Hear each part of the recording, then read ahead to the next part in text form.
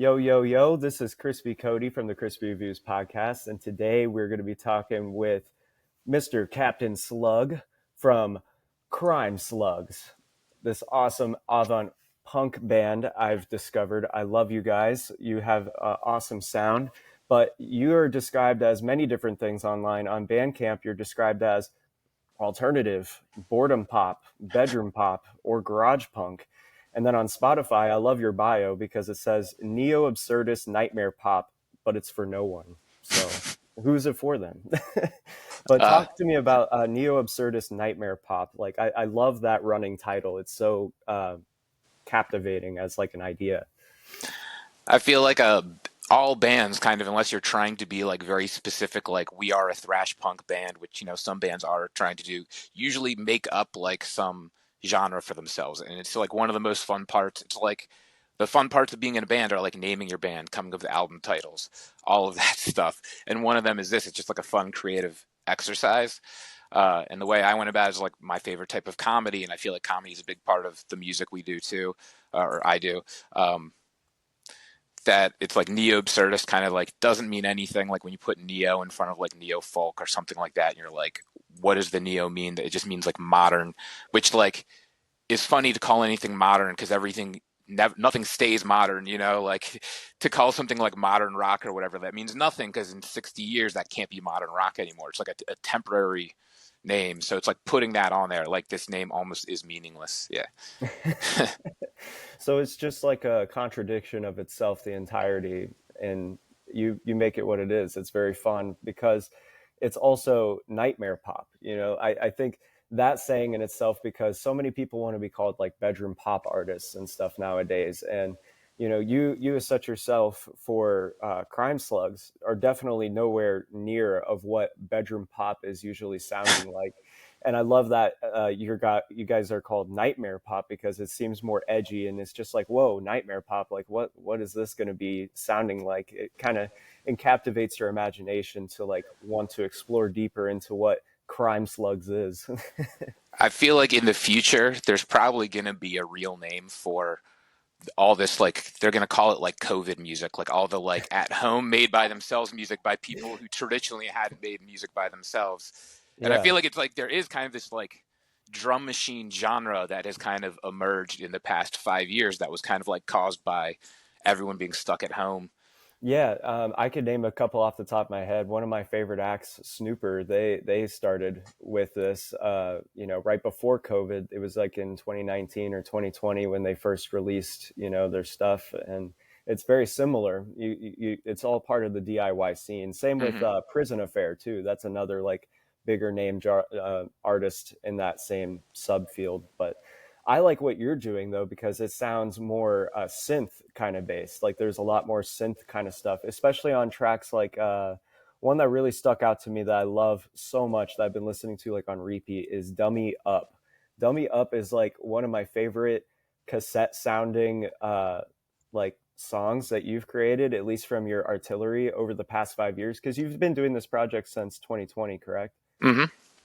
Yeah, I really like it, and that's Well, that's congrats. It's been five actually years. a cover. It's a cover, but it's a very strange cover. So, Oh, Dummy Up is? yeah, Dummy Up is a cover. So, my friend Josh, he does a group called DNOC, Dark Nature of Capitalism, and it's like a harsh noise wall, is I think what it's called. Oh, hell yeah. I'm not really like into. I don't know. I'm a person who I like love the idea of noise music, but I also used to work at a venue here in Baltimore called Sidebar, and I would work all these noise shows, and it would kind of drive me crazy as someone who's like looking for melody all the time. I would be like, anyway, I was always trying to wrap my head around it, and he's someone we would talk all the time about that because he like makes that. He just makes these songs are just like basically static, to me Yeah. for like, and they're like 20 minutes long. And I was like, let's do a split, and I want to cover one of your songs, and you cover one of my songs. So that song "Dummy Up" was he had two tracks that was "Dummy" and "Up" on like one tape, and I took a piece from each one. And that like beginning when you hear all that static, that's his one song. Like it's like 10 seconds of his song "Dummy," and then I just kind of like Oh, looped it and added drum machine to it and add other pieces of his static songs to it to like kind of create what I built the melody off of, wow. which is a really fun process. Kind of like how I try and do all my songs now is like with sound effects or a sound I found somewhere, to kind of like use that at the beginning, hoping it'll like give Draw me a you in. melody. Yeah, like yeah, Yeah. it's kind of like you Yep. do this rhythm stuff like out of noises, and it creates like a melody that like it will create the song for me. Yeah. Yeah, it sounds like you find inspiration in the sample itself, and then you kind of draw from that inspiration to create what you're wanting to make out of it. Mm-hmm. Because what you hear out of the noise is different compared to what other people are hearing out of the noise. And I think that's what makes it unique and special, especially for Krime Slugs. I love your whole persona and how you approach music. You know, it's very artastic, is what I want to call it. It's very tasteful. And I love everything that you've been doing, especially on social media too. I think it's really cool. I'm going to get into that in a moment. But what I really want to talk about is you recently had a release on February 5th. It was like an EP, or is it an album? Do you call it an album? I don't. I wouldn't even really call it an album or an EP. It Okay. was more of just like a project. You know, it was. Yeah, it was a very interesting project, though. I Yeah. love it. It's called Song Telephone, but you released this one song. It's called Japanese Death Poems. And you had many contributing artists that participated, such as El Cars, is it the Creechies? How do you pronounce Creachies. that? Yep. Yep, the Creechies. Intellectual Dark Wave, Lala Anderson, is it Salgo? Salgo. Yeah. Valgo, LSD, and then Eric Responsible. So you had seven other people that participated in this project. But what I really like about it is the story that you put with it too. And that's what, when I first listened to it, I didn't even catch the idea of the story because I was listening to it on Spotify, right? You don't get Uh huh. to see the actual story unless you open up Bandcamp. So I Mm-hmm. opened up Bandcamp and I saw this amazing story. And I really want you to kind of take it away from here and tell me, like can you expand on your idea and like how it came to you for this project and how long it like took to execute, because it's so cool. I think it's really neat that people should hear this. It's really Yeah. interesting. Oh no, thanks. I mean, it's an idea I had a long time ago. I can't tell you exactly when. It took me a long time from when I finally was like, I'm going to do this to even get it finished. You know, it was a couple of years. Like, it was really like 2023, I think, maybe 2022, the first time I emailed someone about it. And so just like the initial idea is Song Telephone. I originally had it for bands, where I wanted it to be bands doing it, where you have one band write an original song, and then their guitar player would teach a guitar player for another band that song. And all they could write down was lyrics. So then that guitar player has to teach it to a whole nother band, and then they would have the lyrics, and they could change the lyrics like any cover, but the idea is to kind of keep them the same. You're doing like a cover, but then when they would record it, no one in that band gets to hear the original recording. Then once they're done recording their version, they have one person go teach another band, and you continue this 10 times to see how much it changes, much like the song Telephone, where you whisper in someone's ear, and Yeah. at the end of it someone says Purple Monkey Dishwasher attached to it. Yeah. No, and I love that so much because as you go like through the album, you'll hear the differences in how people respond to it differently. And I love it because it's so similar and familiar, but yet so different because each artist has their own interpretation of it. Just like in a game of telephone as we were kids, you say something at the beginning of the telephone, and by the end you get like what you just said, purple disco monkey, you know and I love that. I think it's great. It almost feels like it's a case of like leading blind ears to the next, like the blind leading the blind, right? Hmm. It's almost like I forget what it's called, but it's like a snake like eating itself, like whatever that Ouroboros. is called. Yeah, I yeah. forget what that's called, but it, Ouroboros. yeah, Ouroboros. Yeah, Yeah. so there's kind of like an Ouroboros kind of going on there, and it's very interesting because it all starts with an idea that's really awesome and cool, and then as it's like going down the line, like everybody puts their own spin on it and their own interpretation, and it grows and it changes, and it's very interesting. I love it. I love it so much. But when that idea came to you, like what was it like trying to like get other people on board with it? I feel like that was probably a really big struggle, to It get people to understand like what you're saying with this. it was. And even so, when I first had the idea, it was for bands, and I would just like the resources of getting bands, getting band practice together every week is like a struggle. Like everything about like dealing with musicians and artists is like herding cats kind of stuff. And so I just kind of had like given up on it. I tried to get a local radio station involved, but I only really talked to one person there. I didn't like, it was hard for me to like push, and it was every time I had to do it, I had to explain this whole idea like I just did. But I feel like it was even harder. This is after I've described it like now probably like 1,000 times, so it's easier than it used to be, but it's still kind of difficult to with. That's why I'm so glad to finally have it, where I'm just like, here, just listen to it. This is it. You know, it's much easier to be like, this is the thing I'm talking about, than be describing a thing that doesn't exist yet. Yeah. Correct. That, I mean, it's genius. I really like what it is, and I get the idea of having to herd cats. You know, like I love that terminology you use there for trying to get people together to come and unify over this project. Because I can imagine that was probably a pain in the ass to do that. I mean, the first step was I had the idea. I had to believe in myself enough to be like, I have this first song that I think should be the, because that was part of my thing. It was like, well, someone needs to write a really good song if we're going to do it that way. And when that doesn't even matter, if someone writes a terrible song, it would still be a fun project. And you can't really write a terrible song. Anyway, that's a whole separate discussion. But That's actually the next part we'll talk about. But yeah, we could transition into that. I really enjoy, because you found inspiration from a poem. It says when you were doing, were you playing at a festival, or were you yeah, visiting it or experiencing it? I was playing and experiencing it. It's do you know what like MagFest is? It's like it's the music and gaming fest. It's like a video game festival that's specifically like video game music. It's in Washington D.C.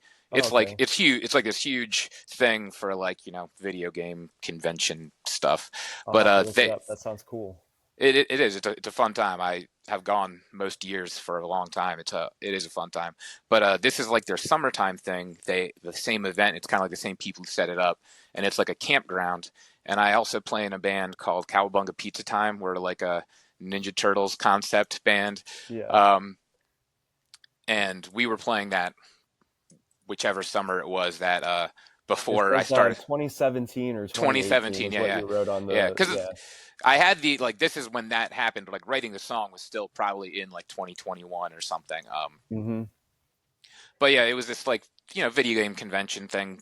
But so this Ninja Turtle video game band played, but it was just like in the woods, and it was the first time I ever did Molly, the drug Molly, and I Nice. had this book of these Japanese death poems I brought, because I was just like, we're gonna sit around campfires in the woods. I like sometimes to have things like that.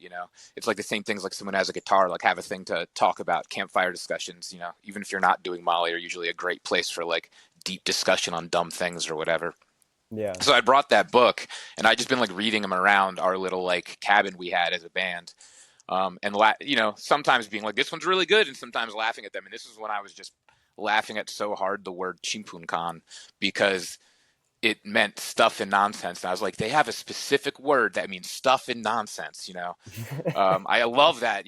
I love that when there's like, always these German words for specific things. Yeah. Lots of languages besides English have such specific words that you're like, I love that there's a word. People wanted to say that specific thing so much. It's kind of like song telephone. It's like, I love when someone came up with a way to describe a very specific thing that enough people must have had to be describing to each other for someone to make a word for it. Yeah. So you really like to fixate on the idea of an identifier word. It's just a word that kind of encompasses a full idea or a thing. And I like that. That's really interesting.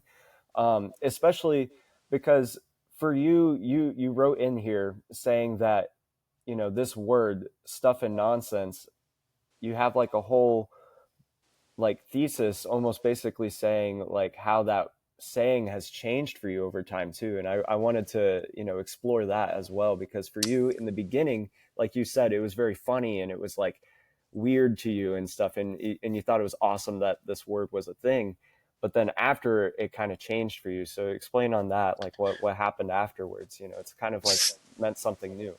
So the poem, I don't remember the exact translation, so sorry anyone who, it's like a famous that's poem. People that's are probably okay. gonna judge me for this, but anyway, it's more or less, it's from one basin into another.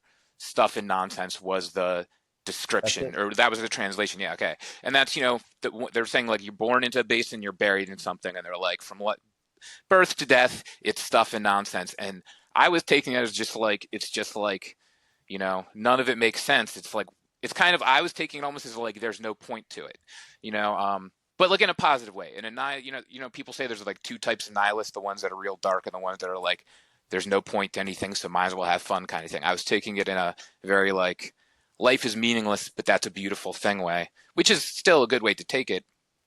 But I learned that word actually doesn't mean stuff and nonsense. The more like literal translation is like the sound, the chitter chatter of a language you don't understand. So it's like when you hear someone speaking, like say I heard someone speaking in, well, I understand a little Spanish, but say like there's like Japanese that I don't understand, and I would hear that it just sounds like nonsense words, but they're having a whole conversation. How to you it's incomprehensible, but it's like that kind of like weird annoyingness of like not being able to figure out stuff. It sounds like garbled language, even though it's not.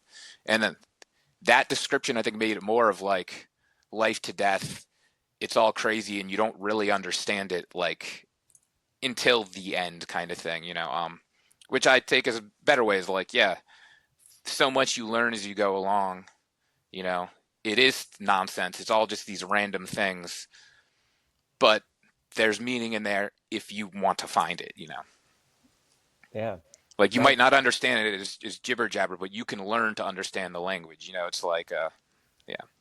Captain Slug, that was beautiful. I think that's I find that part to be very philosophical. It's kind of like this open-endedness of kind of humanity in itself. You're just kind of like going through life, you're experiencing all these different things, these chitter chatters, these people who are speaking to each other in totally different tongues and stuff, and you're just kind of there experiencing it. And you may never understand certain moments in life until the end, and you might be like, oh well, this is what this one person was trying to say to me, or maybe this is what was supposed to happen, or all these instances in life that we always go through on a day-to-day basis, and you either understand it or you don't. And like you were saying, it doesn't matter if you do or don't, unless you want to find the meaning in that. And Hmm. I think that's beautiful. That's a really beautiful um, way. And I love how it all just started from a certain word. At least for you, it started for this word. And it's funny because that will always stay with you for the rest of your life. You're always going to be like thinking of this word and what it means. And it just seems like this almost like a statement that you're going to live by for the rest of your life. Like it's like a motto for you. And I think that's wonderful, especially for crime slugs. Crime slugs can live by this because it's all just nonsense, stuff and nonsense that we do to create and have fun. And that's exactly what you do. And I love it. I think it's beautiful. Um, I definitely want to talk about some of the songs I enjoy that you guys have written. I wrote down a few of them, but let's go ahead and talk about these five. So there's The Bright Blue Sky. Most of your, also, side note, I noticed that you haven't like released a full length album or anything like that. It's mostly been like singles, at least what I've seen on Spotify. When I was on Bandcamp, I noticed that there were like a couple EPs. Maybe like your very first EP was released in 2020. There was like a collection of songs. Are you planning to do an album or anything at some point? Maybe just like combining all these songs together at some point, or It kind of is that way just because this project started in during the pandemic. Like the name Krime Slugs was like I made up that name at like 3 o'clock in the morning without really thinking about it at all. I thought like 2 seconds because I had like written a song I wanted to like put on Bandcamp and send to my friend to try and like make him laugh about it. Um, and I was just like, it probably was a name in my like band name list. I have a note in my phone that's just like 150, probably actually hundreds more than that, like band names. So when you think of a funny one, you just throw it in there, or just a good one. Um, it may have been in there. I don't even know if it was, but so like the name, there was no thought put into it, and it was just like this one song.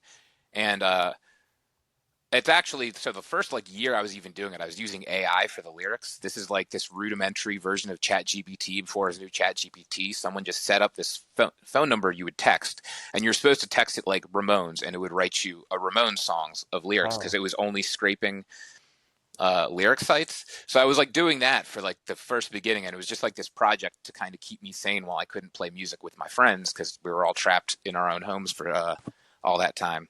mm-hmm. So it's like I just even that one you're saying is that first collection. That's just like I think after a year I was like, okay, this is I'm leaving this as this, and I'm going to start putting out songs. And even the beginning, I was kind of just like vomiting out these songs. Like I would go into my office and I would just spend like 4 hours on it. And I would just like text that number a name that I wanted to get a song from, and I would text it like 10 times, and then I would choose like my favorite little pieces, and I would put them together, and I would be like, this is just like, you know, expulsive like painting. People are like, I have to paint to get this emotion out. Same kind of thing. Like I need to like write a song right now. And it was just like an excuse to like put a structure and do all that stuff. But I didn't have to put the like emotion into like writing lyrics that mean something. And that's how like all the beginning of it started. So it was kind of just like this, like, whatever, I did that here. Let me throw it out here. Let me post it. Let me show it to my friends. Like I said, a way to try and share like a songwriting band practice experience when I couldn't have that. Of course. So And how does that apply for you today then? So we're out of the COVID era now. That was back then. What's kind of like your workflow now, for your current songs? Um, I work on songs like for too long, even like, uh, which is in some ways good, but I work on them like 1 hour, 2 hour at a time when I find time. I'm always working on like 12 projects at a time. It's just kind of how I have to do things to get anything actually done because I get bored with what I'm working on really quickly.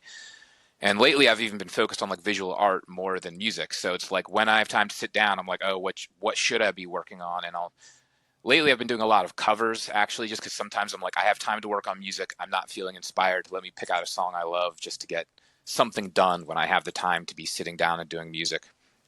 I have been meaning to do an actual album. We recorded drums of the full band version, and I just, again, it's hard for me. I'm not a person who can focus easily, and Hey, I understand yeah. completely. And I sometimes when I do focus and I'm like locked in, and like my wife will come home and be like, "We need to do this now," and I'm like, "I'm in the zone. Let me play with the synth for another 5 hours. Like, I Yeah, need to play with noises." Yeah. exactly. I experience the exact same thing. With focus issues and stuff as well. I mean, there's so many things that happen in life, especially being in a married life. I relate with that 100%. You have so many other things that you have that come to your forefront that has more priority over Hmm. your own fun projects and stuff that you wish that you were working on, especially when you're locked in the zone. You're like, I don't want to get out of this workflow. Like, I got to keep going. I got to finish what I started, or else it's going to drive me crazy. So I get that 100%. And I get that, you know, staying organized is probably one of the hardest things a human can ever do. Hmm. But yet there's people out there that have books on it and stuff, and we're able to find Well, those and resources. It's just some people, I practicing think it, it's easy. Some people right? staying organized is the easiest thing in the world, and Right? so it's just how it works. Yeah. Agreed. I mean, it's just something that you and I definitely probably experience in the same kind of magnitude. So it's not easy, but we get through it, and we eventually accomplish what we're here to do, and at least feel a little bit happy about it at the end of the day, Hmm. which is great. So circling back to some of your songs and stuff that you've written over the past recent years and stuff that I really like, the Bright Blue Sky. I really like that one. It has like a kind of more of a punk band like live appeal to it. Really fun. Cream Soda is really good too. Have I watched enough murders? I really wanted to talk about that one. And then the rules to be in my gang. I like that one. And then of course we already talked about Dummy Up. Dummy Up is really cool as well too. You explained that one a little bit. But let's go with Have I Watched Enough Murders? I love this one because the story on it to me only got more interesting when I read it on Bandcamp. Because when you go to Bandcamp, I have it pulled up here, and I'll just read it to you. But I love it. I'm not sure if this is part of the lyrics or not in the beginning. I can't remember, but it says, I don't like horror movies. I don't really care if you do. I assume you do, whoever you are, because it's the most boring, basic, dumb thing that everyone loves. I'm also a big, dumb baby, obviously. And I can't tell you enough how much I relate to that because my best friend, I always dog on him about how much he's like a horror film aficionado. He loves all horror films. You name it, he's probably seen it. And literally, I relate to the big dumb baby because I could care less. Like I don't like to watch horror movies because how many murders do you have to watch to feel satisfied at the end of the day? Talk to me about this song. What does it mean to you, Captain I Slug? mean, it's the same thing. I don't like horror movies. Um, it's also like a sad thing that I don't like. like horror movies, because nowadays almost like horror movies are where like art films are made. Sure. Like like horror movies are kind of, in a way, it's annoying because it's like the type of movie I want to see, but they always have to add in this horror element that I don't like. And like all of The my friends noise. are like obsessed with horror movies. Not obsessed, but like my wife loves horror movies. Everyone I know loves horror movies. I'm the only one who doesn't, and um it's like I get it. I get the appeal of horror movies. I also personally just like don't do gore and stuff. That stuff, like, it really bothers me. I'll have nightmares about it and stuff. Yeah. It's hard for me to get through a lot of movies that have like serious violence in them. Oh yeah. But then at the same time, I love cartoonish violence. Like I Yeah. love cartoons are crazy violent. I love violence when it's a cartoon. It's kind of a big thing with Crime Slugs is that it's like cartoonish in all ways because cartoons are kind of like where my inspiration comes from, for the most part. A cartoon kind of world is sadly where I want to live, in a way. You know what I mean? Yeah. Like violence is, I don't know, when you've seen enough real violence, that's even a thing about it. Like horror movies, they almost make things look like still cartoonish, but in a way that's real enough that it bothers me. Oh yeah. And I feel like it makes people think of some violence as more cartoonish than real violence is. So let me ask you then, based on like what you're saying for the horror movies, what is your absolutely like most true blue, this is gonna make you shit your pants horror movie like out there that you would definitely like you'd walk out of the theater or your friend's house or whatever it may be if they were playing this film? I mean, probably like the Saw movies or like Hostel, Okay. anything like the idea that there's a genre called torture porn, like that stuff to me is I'm just like, how is that okay and legal? Like, and I mean, I don't want to be illegal because freedom of speech, all the reasons I understand why it is, but Yeah. there's a part of me where I'm like how popular that stuff can be. It kind of like bothers me. Like, does no one Yeah. see that this is a problem? That Yeah. so many people want to see this level of like damage done to another person. It just seems like a thing that's It's it feels barbaric. unhealthy to me, Yeah. like, but then at the same time, here are my best friends who I love very much also love these things. So. Right. And it's just like, what is wrong with these people? Why do I feel so different? And that's how I feel when I'm listening to this song. I feel the exact same way. And what I also love that you put on here at the end, uh, you keep questioning it, saying, "Are you not entertained?" and stuff. And I really like how you're adding all these elements of, questioning basically your friends and the general public of why are you paying these prices to see these things. And you know the one part you say, has it satisfied our lust, like what you were just saying a moment ago with these like grotesque like fascinations for humans to like see these things. And it's like, why, and why is this so popularized and so cool? And I feel like I question myself saying these same things. Like I can't watch anything worse than like Gremlins or something like Gremlins, or even Killer Clowns from Outer Space. Like I can watch some of that for a little bit, and it's funny because they're not real, like they're alien clowns. Well, not the But thing saying I don't like horror, but then Gremlins is like one of my favorite movies of all time. So it's like, yeah, there's things because that it's are horror. Yeah, cartoonish. yeah, Yeah, yes. it's cartoonish. It's got a good story, like the story behind it is different compared to other like thrasher horror films and stuff like that. Kind of like what you were just saying, Saw. I'm the same way. I would never be able to sit there and watch Saw or uh any zombie movies too. Like zombie movies freak me the heck out, man. Like to me, I feel like, since COVID, there was that whole pandemic that we had. It's like, how far away are we from having like a zombie virus breakout and stuff like that? To me just seems way too real and stuff. And I'm like, okay, I'm good. I don't need to watch any of these films or what's that one zombie show that everybody, The Walking The Dead. Walking Dead. The Walking Dead. Like I can't watch any of that stuff. I'm like, I'm good. I don't need it. I'm fine. But also I wanted to add in at the bottom here, you always add in at the bottom on Bandcamp vocals, a baby slug who can't handle gore, bass, a baby slug who still thinks Alien is the coolest movie ever, drums, a drum machine, probably likes horror movies, guitar, a baby slug who doesn't like seeing people hurt, and keys, a baby slug who still likes reading horror for some reason. And I love how like like you were just saying, it's like a cartoonish element that you're adding to their personas of these slugs, and Well, that's even I part of love it. it. Saying that it still loves to read. Like those are all me, kind of, except for the drum machine. Saying it like because it is a machine.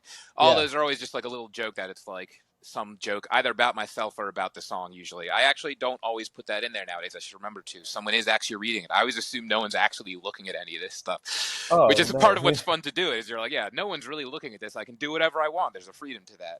Yeah. No, But I love it because it adds into your persona for what Krime Slugs is, for what you are, Captain Slug, and what you represent. And I love that these emotions are being captured under that section, and it gives you kind of like a dynamic of like, okay, this is different parts of yourself that you're explaining, I feel. And I love it. Like, I love how the heartless drum machine probably might like horror still too. There's like a human element that's still added to that.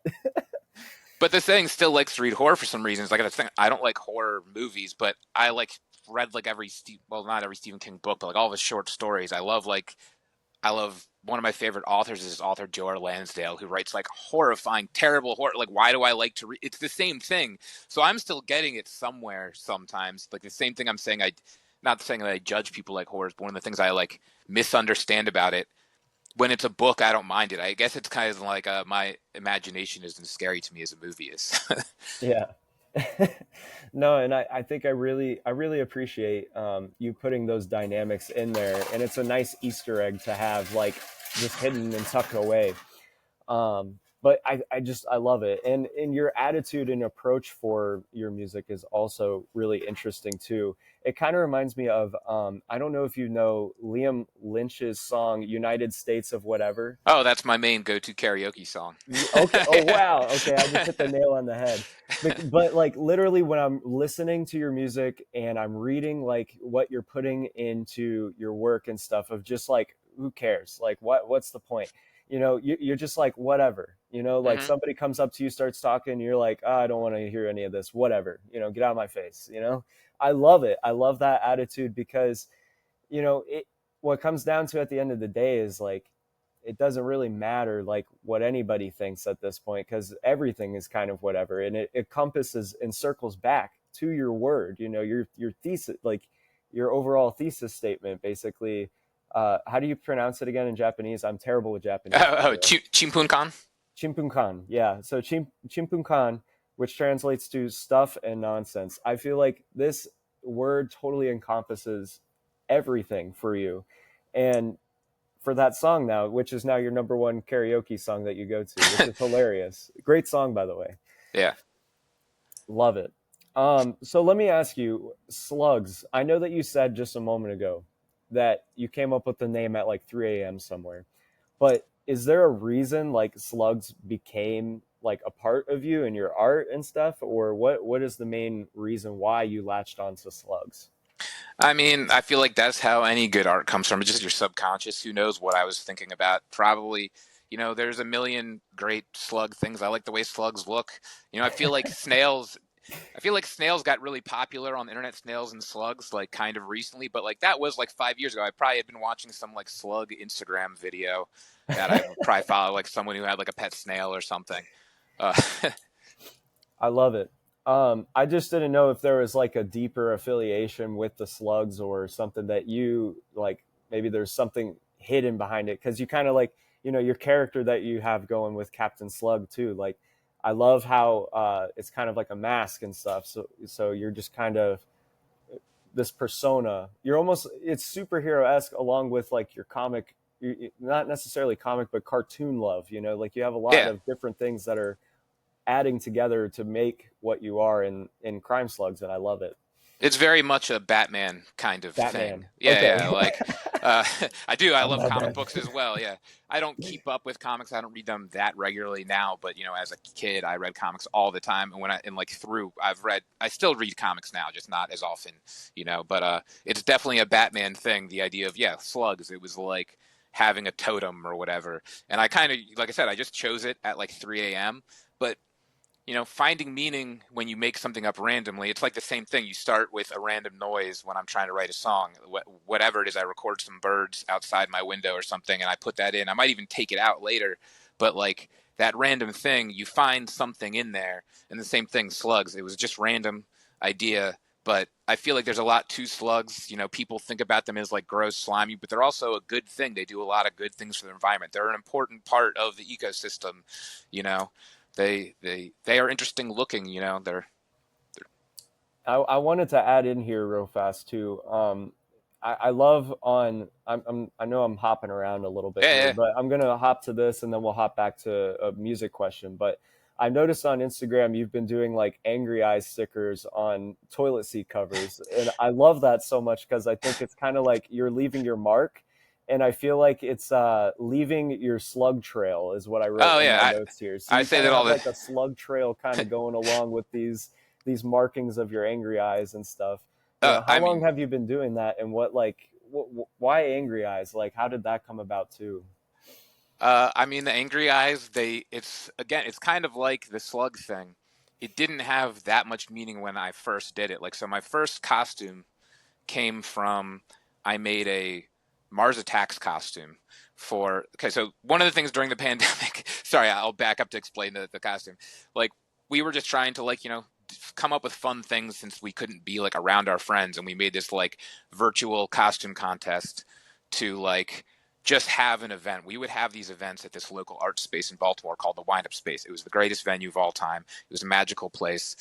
Um, just have like weird theme nights and stuff all the time, and reasons to have costumes and stuff. And we were trying to do that like virtually during the pandemic. So we were like Wind Up Space night on the internet costume contest, probably for Halloween in 2020. And I made a Mars Attacks costume just from stuff around the house, and one was just like green face, and it had those angry eyebrows because they're just like angry. And I kind of just reused that mask from that costume. Oh wait, I actually remember what the costume was not for. That it was for a friend's movie. Oh, It was okay. for a friend's horror movie. Being in the background, I was supposed to be a 1980s costume. I think I had made it first for this wind up space thing, and then I was in the background of this movie, and I had like improved the costume, made this face that was just very like Uncanny Valley. It had a helmet too. I couldn't hear anything, I couldn't see anything. It was like these pinhole eyes. It made me feel like I was on drugs to wear it, but it had these like slight angry eyebrows. And when I wanted to do Crime Slugs live, I was like, I'm going to use that mask. That's I'm gonna. beautiful. I love that. That's super cool that you created this costume, and overall it's just kind of evolved into this character as to what you are now, Captain Slug. I think that's really cool. And now you're like leaving your mark everywhere you go, your slug trail with these eyes on toilets. And I love that that's been like a thing since like as far back as like 2023 is what I could see on Instagram at least. But I love that that's just kind of your tag, and you go around and tag toilets doing that. I mean, It's a I had nice just surprise. stickers of the angry eyes that was just a square that just had the eyes in the mouth. That was like my initial Crime Slugs logo, and I Yeah. started putting those around probably in whenever the first time I went on tour after the pandemic, 2022. I used to be in this band called Ravagers. And I went on tour with them. I was putting these stickers like everywhere. So I do have people who will be like, "That's so crazy! I saw Crime Slug stickers in like Colorado, or I saw them in Arizona, or whatever." Anywhere I've gone, like it really is it's a slime trail Yeah, the everywhere I've slime been. Yeah. trail. That's super cool. I like that. And now if I ever get to go out and see any of these like shows, at least in other states, I'm assuming you've never been to Florida, but I've not been to Florida, but it's not yeah, out. It doesn't mean it won't happen. yep, yeah. You could. I mean, we're always open, so you can come visit anytime. It'll just be 115 degrees in the summer though, but hopefully you don't burn to death. um, but yeah, I love the whole trail idea, and you're just following this path, and anybody that recognizes your eyes and stuff will know that you've been there, and I it's feel just like like the eye slugs is stickers you. are much more recognized, at least in Baltimore, because I do literally put them everywhere I go. Um, Yeah. I try to be respectful with the idea of graffiti. Like I don't I would in some ways consider myself a graffiti artist, but like I don't really know that world. I don't like so I try to always be respectful, of not like putting stuff on top of other people's things in a disrespectful way. But at the same time, I love adding those eyes to everything. I made them in. So I have like a sticker sheet. I should have some around here, and they come. So like it'll be like a sheet of multiple sets Oh my of gosh, different sizes, I so I can love put it. them on like my whatever flyers just have like a face. I try to not Yeah. be so annoying that I'm like making fun of other people's flyers and art that's up and stuff, but I just love to put them everywhere that it slightly makes sense. That's And amazing. definitely all toilet seats is my main go-to. But if I put them on a toilet seat at a restaurant or something or a bar, and the next time I come back they're gone, I'm like, okay, I'll do it once. If you don't like it, they're gone. But Fair enough. I mean, it's I feel still a like, really cool trademark. I do like yeah, it. I think most places like it. So it's Yes. usually still there when I visit somewhere even a year later. So That's good to know. It's funny because you're retracing your slug trails all the time, so you're just kind of checking in to see if those marks are still there or not. yeah, And yeah, if yeah. not, you're kind of like retagging if you Well, want, whenever you or see you're like the just like, slug eh, marks left, they're always like in a weird circle going all over. yeah, Like slugs kind of look like they have ADHD too and are pacing the house, not knowing what to do with themselves. exactly. They Bouncing they kind around, of have a working. poor sense of direction sometimes, but they eventually get to where they're wanting to go. So. Yeah, yeah. So I wanted to circle back to the music part again, but we've danced around your influences a bit. But what are some of your music influences? Is there, because you definitely have a sound? There's something that you gravitate towards. There's a bit of like garage rock, a punk, alternative. There's synth. I love all the synth elements that you've been adding in there too. But what are some like artists or inspirations that you've had that kind of combined into what Krime Slugs is for you? I mean, like one of my favorite bands, probably one of the biggest influences on what like Krime Slugs is. Do you know the band Moto, Masters of the Obvious? Yes, I saw that Yeah. you did a cover of Moto, and then I checked out who he was, and I was like, okay, I haven't heard of him before this, but now I like this. This is really cool, and he's been doing stuff since early 2000s, right, or I late think 90s, I think I think in the 80s. in the I think 80s. he Yeah, started in like the 80s. Maybe I wouldn't be surprised to find out that Paul was doing stuff in the 70s, but I think it was the uh, 80s, like late 80s or the 90s. I don't okay, actually know, but it was a long time ago. And just like, he's a home recording thing too with like drum machines. So I think there's something about that. Um, like Colleen Green also does like songwriting to a drum machine. I think there's something about that, like songwriting to the same beat, like making a song change. Like a lot of, especially my earlier songs, I would just like put in the simplest drum beat and I wouldn't even have it change at all. It just goes through the whole song. Nowadays, I sometimes put like more time into drum beats, like make them like change. Like maybe the chorus has a different drum beat, but almost all my early stuff, it's just like the whole song, and like yeah. the other elements change, so it doesn't feel that. But there's also a thing I love about that, and like Moto has that kind of where it just keeps the song like going. I love when a song feels like it's constantly kind of like pushing you forward, giving you no choice but to like go through time with it. So yeah, bands like Moto, Colin Green, like the Ramones was like my favorite band when I was young. Still one of my favorite bands. Like that's the stuff, like kind of like pop punk stuff. There's a lot of pop punk that it would be embarrassing to say I like pop punk, but I love so much pop punk too. Hey, we So we all have our yeah. guilty pleasures, Yeah. so I mean, you could I shout it don't out really here if you believe in want to. guilty. I don't really believe in guilty pleasures. It's more of I feel like if I like something, I don't feel guilty about anything I think is good. For me, a Fair. guilty pleasure would be maybe being like R. Kelly, I guess, could be like a guilty pleasure where you're like, I don't want to support this monster level. Like I was maybe that like Screeching Weasel would be a guilty pleasure of mine. I still listen to them on like Spotify when I don't really want to give him money or whatever, but I also don't care to not give him. I don't know. Yeah.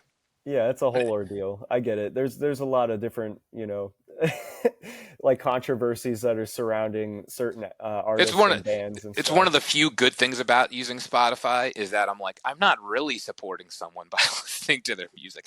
They're only going to make like a billionth of a cent off me. Like, is that really support? Yeah, The for the only real. good thing about it, you're not actually supporting any bad artist you listen to on it. That's true. That is very true. Well, cool. Thanks for sharing some of those influences and stuff. I'm definitely gonna have to check out more of Moto because I listened to at least a couple of his tracks and they do sound very garage rock esque. I like his sound overall, and I think it's really cool that it inspires you and the music that you make specifically. Um, can you talk to me more about on your Instagram account? You make these awesome posters and like your album art and all these things. I know you say you take inspiration from comics or cartoons and things, but you really take a lot of time and dedication into making these things. And honestly, I think they're some of the coolest posters I've seen, at least in DIY kind of sense. They're really cool. Talk to me about those and what those influences are for you and stuff, and how time inducing it is too. I mean, time as far as like time, some of them I can make one of those flyers and be done with it in like an hour, hour and a half, 2 hours. Sometimes it's that quick, Wow. but other times I have like an idea of what I want to do, and I'm like trying it over and over and over again, and it's just looking wrong and looking wrong and looking wrong.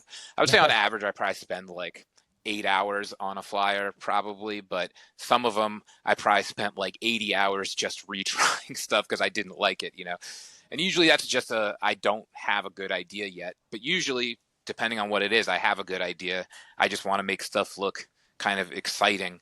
You know, I don't really know like what I'm doing with post artwork, but I've always loved flyers since, I made my own flyers for like my first band in high school. And then actually like my first band after that was this band called the Lexington Arrows.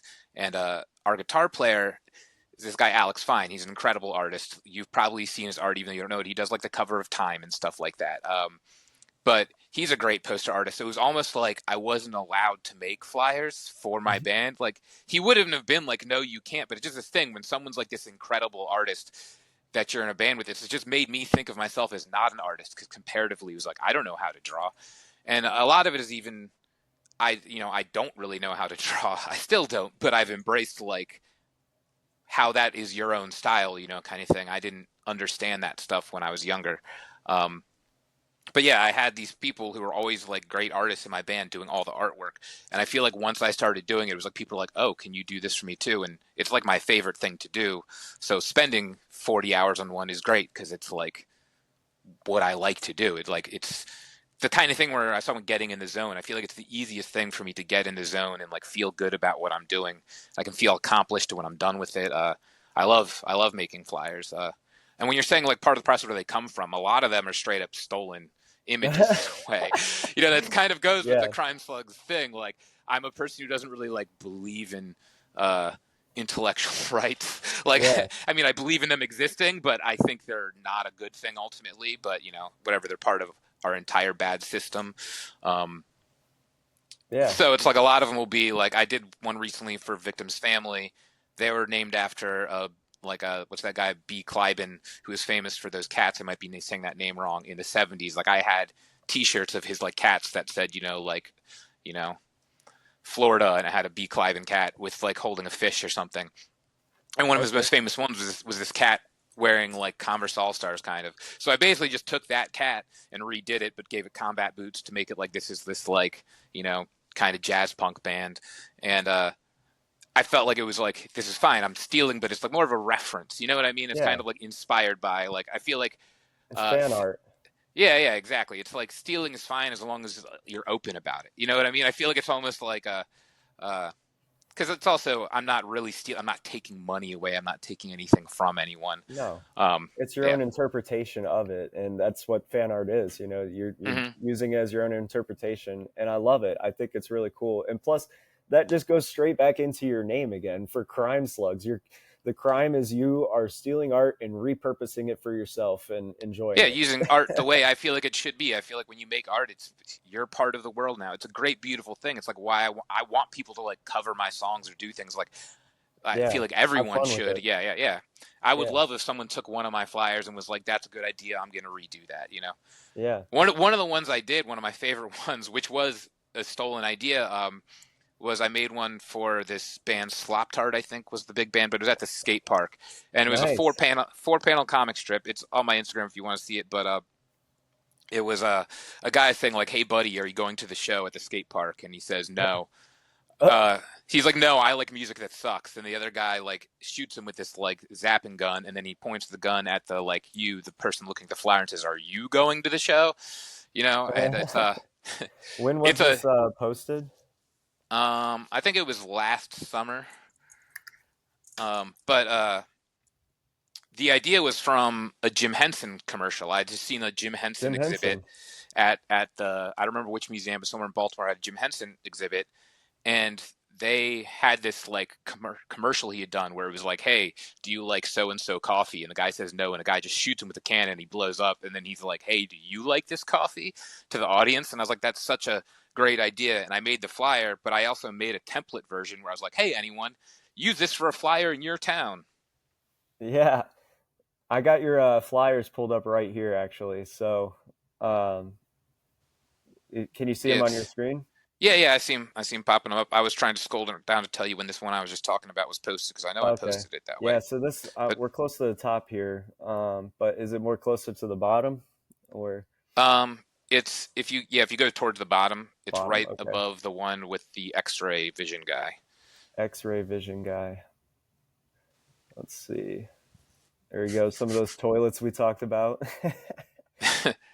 I love it. I love all of your awesome artwork and stuff. I think it's wonderful.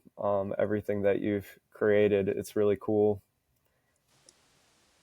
It's so vibrant too. Like, for you to say like oh, is it this one? No, it's not. Let's see.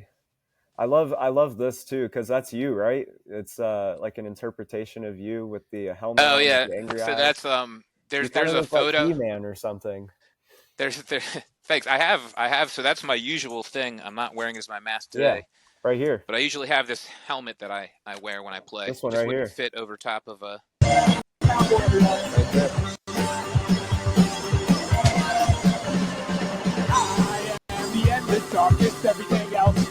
There you go. Yeah,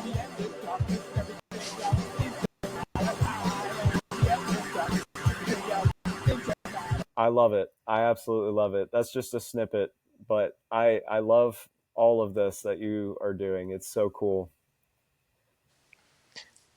thank you. Let me try and close That this button picture off. of the shaking hands. There's a picture from The Office that people use for like memes a lot, where it's like Steve Carell's character shaking some guy's hand there, and so this is just a Devo band that I also play in, but it has a different singer. So that was us shaking hands for a Devo cover Krime Slugs show. That's awesome. Did I pass the poster, the one that you were I think talking about? it's like way down at the very Oh, way bottom. down. Okay. I'll just keep going and you tell me when. I like this toaster one too. Wow, that one's crazy. It's That loading was really a fun one, slow. yeah. But yeah, I love everything that you have done. Like how you like you said, you're taking ideas and you just kind of make it your own, kind of like the Kool-Aid man bursting out there. Oh That one yeah. that is the Kool-Aid Man one is so I have like an art club with two friends in DC. This guy Jackie Magic, he's the singer for the band Desdemonas, and Sal Go, she was in Song Telephone. I've played in bands with her forever. She's in band I Sex found it. Faces. I don't know who else she's playing with right now. Yeah, but so that I was a found joint. it. This is Jackie will it. draw something. Yep, that's the one I was talking about. Yeah, it's so cool. I love this. Slop So tight. I posted it. Maybe it's not right there with this. I had posted at one point where I made a version where I left all the stuff out except for the like, are you going to? No, I like boring music that sucks. And then so it's like a template where I was like, anyone in your town use this cool flyer. You can use it for any show. Just fill it in yourself. You know. Nice. That's so cool that you did that too. Awesome, man. Thank you so much for sharing, all of your art and everything that you do. I'm pretty sure Baltimore really appreciates everything that you do. I do, at least from Orlando. I just It sounds like it's really cool that you have all these communities and outlets and stuff that's out there. It makes me want to like join these communities too.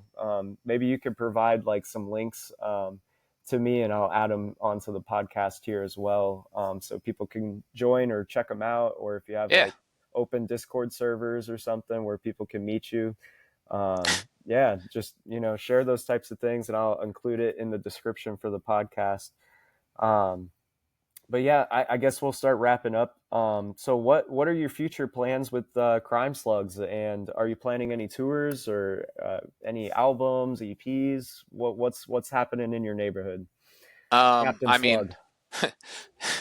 I'm always working on, like I said, a lot of projects. At the same time, like that flyer artwork kind of takes up a lot of my time nowadays. I'm usually working on two or three flyers at a time for whoever's asked me to work on something. And I do everything for free. So anyone who wants to reach out just on like Instagram. I'll respond to your message. I'll tell you if I have time to fit it in. I love doing flyer artwork for anyone. Um, so that takes up a lot of my time, but I do work on music all the time. We have the full band version of the band that sometimes does stuff. Sometimes I do it as just solo, where I just have backing tracks and I'm just up there screaming. We did it as a two-piece just recently to do it for this show, Two Fest in Baltimore. So I made a two-piece version of the band with my friend Ray, who was, Private Slug. uh, and I kind of like, that's the thing just about, I know we're supposed to wrap it up, but like I No, do you're try good. to always have like a different version of the band kind of every time we play. I've had two different people sing for the band. Like one time I just wasn't even in the band at all. I was out of town and I just got another friend to sing. One time I was playing bass while someone else sang. I'm playing a show in DC, March 29th. We're going to be playing. That'll be a full band version. Sal Go will be singing for Krime Slugs. I'll be playing keyboards for the first time. So I Awesome. like to just always keep it. So start talking about like tours. I've thought about maybe going to some areas like Chicago and like Wisconsin. I have a lot of friends there to try and go do some like little weekenders as just an excuse to go visit my friends that I don't get to see because I don't really tour like I used to. Yeah.